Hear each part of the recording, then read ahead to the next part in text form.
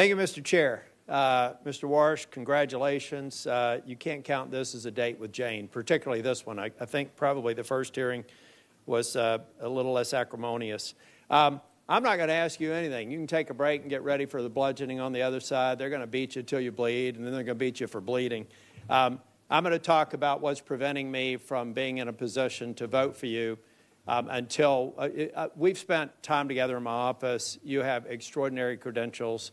They're impeccable. I think the way you're dealing with the ethics issue is strong. Problem I have is where we are right now. And I start by saying I loved your opening statement. I love your focus on the independence of the Fed. I love the idea of Fed independence with respect to achieving the dual mandate, but Fed transparency on so many other things that the Fed does that, frankly, we're all frustrated with, bank examination, supervision being some among them that I think we should have more insight into.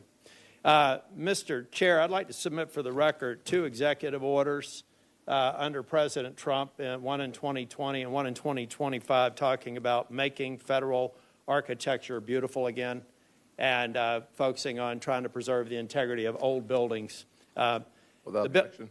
Thank you. And, Mr. Chair, I will be submitting an analysis, but if we can go to slide 2. And turn it up right. Much has been made about the building project that has Chair Powell under investigation. I'm not going to get into the details except to say that I used to work for a firm that did audit and compliance, so I'm naturally wired to go back from the ground up and figure out what the deal is. Here's what I know. The Martin building has been conflated into this project to make it a $4 billion building. Even if you put the Martin building in, it's a $3 billion building. The reality is what we're talking about is the Eccles building and the East building, for which, bring that up higher, Jack, you're a tall guy so people can see it. These are the overruns. And these overruns occurred in part because the cost of inputs went up 69% since the original estimate. Asbestos was identified. Remediation was required. Pylons had to be built underneath the building because it turns out they used it as a landfill and they had a water table issue. There were a variety of reasons why this building went over budget.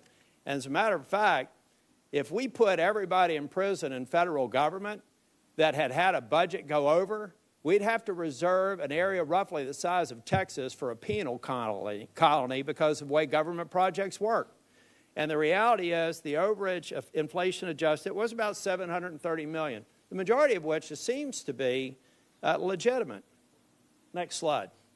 Not acceptable, unfortunate, but legitimate.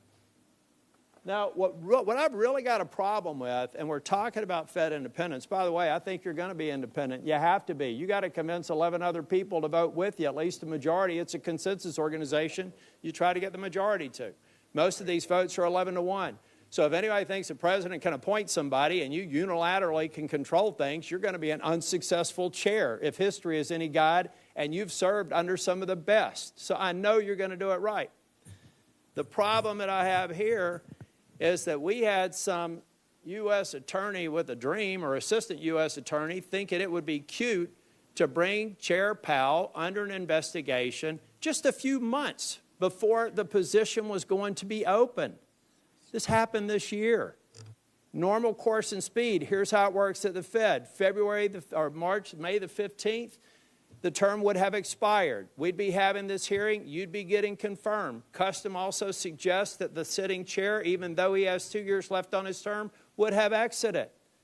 But instead, we have somebody who thinks a building project that went over by about $700 million with a lot of what seemed to be justifications for it are holding up this whole process. It sounds like to me somebody over in the DOJ didn't even check with the boss. The boss said on the same night that I said I can't go forward until this bogus investigation is done with, said he didn't know anything about it. So we've got people in DOJ over in the D.C. circuit or the D.C. district doing these investigations. We have got to end this investigation. Big DOJ didn't know about it. The president didn't know about it. Let's get rid of this investigation so I can support your confirmation. Mr. Warsh, the only thing I've found the least bit odd about you is you've never watched an episode of Seinfeld.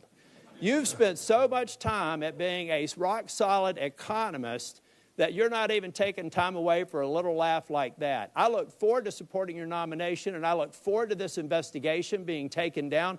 If the chair wants to have all of our subcommittees start looking at capital expenditure projects for the agencies that we're overseeing, I think that's a great idea. And I'd like to be on a committee specifically drilling down on this analysis. If somebody can prove me wrong, I'd be happy to make a criminal referral. But I don't have the D.C. Circuit tell me a crime was committed when 7 members on this committee said it wasn't, including the chair.